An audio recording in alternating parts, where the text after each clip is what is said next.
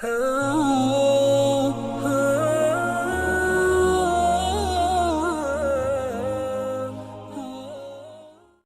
lebih enak kalau sudah kuliah.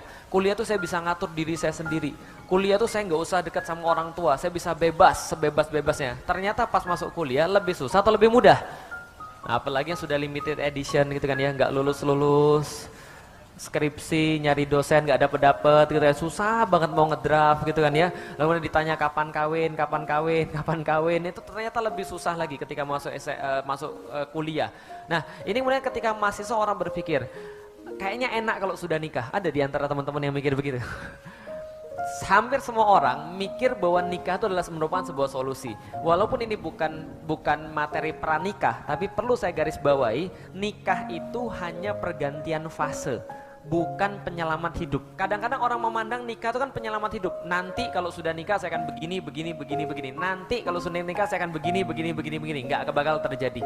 Kenapa? Karena nikah itu cuma pergantian fase. Yang antum akan dapatkan setelah nikah adalah apa yang antum perbuat sebelum nikah. Sebenarnya begitu. Maka kalau ada banyak orang nanti kalau sudah nikah, nanti kan enak ada istri yang masakin malam-malam, lalu kemudian nanti nyediain teh dan segala macam menenangkan. Itu pikiran orang yang belum nikah. Pikiran orang yang sudah nikah, begitu dia nikah, benar nggak hidup dia bakal jadi lebih bahagia? Betul. 3 hari pertama, paham tuh sekalian. Hari keempat antum bangun, antum melihat seseorang yang harus antum kasih makan sampai mati, paham tuh sekalian. Itu kemudian ketika orang nikah. Orang kemudian ketika sudah nikah mikir, kayaknya lebih enak kalau punya anak. Selalu begitu manusia. Manusia senantiasa ngarep dalam keadaan konstan. Karena itulah dia selalu susah dalam keadaan konstan. Nggak ada satupun manusia yang bisa lewat dari yang namanya ujian.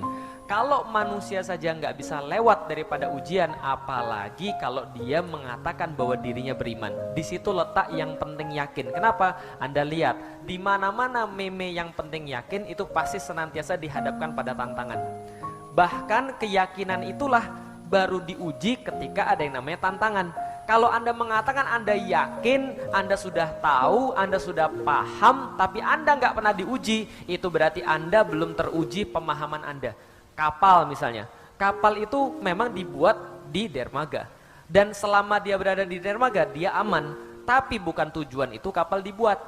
Tujuan kapal dibuat untuk apa? Untuk mengarungi lautan. Ketika dia sudah ketemu ombak, ketika dia sudah ketemu badai, baru teruji ini kapal atau bukan, gitu loh maksudnya. Nah maka yang namanya ujian ini senantiasa ada konstan pada kita, baik itu dari luar ataupun dari dalam. Antum mau bikin pengajian apapun akan ada yang mencemooh.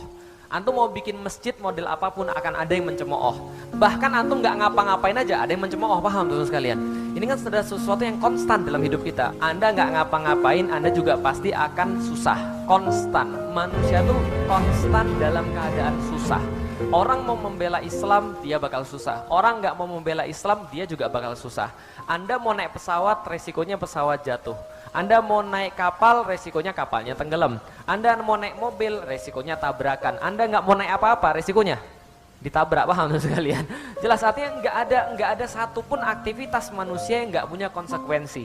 Segala sesuatu itu menghantarkan Anda pada satu cobaan yang bersifat konstan. Sekali lagi, Anda nggak mungkin bisa keluar dari sini. Maka satu-satunya cara karena kita nggak bisa keluar daripada cobaan adalah cara untuk memaknai cobaan seperti apa.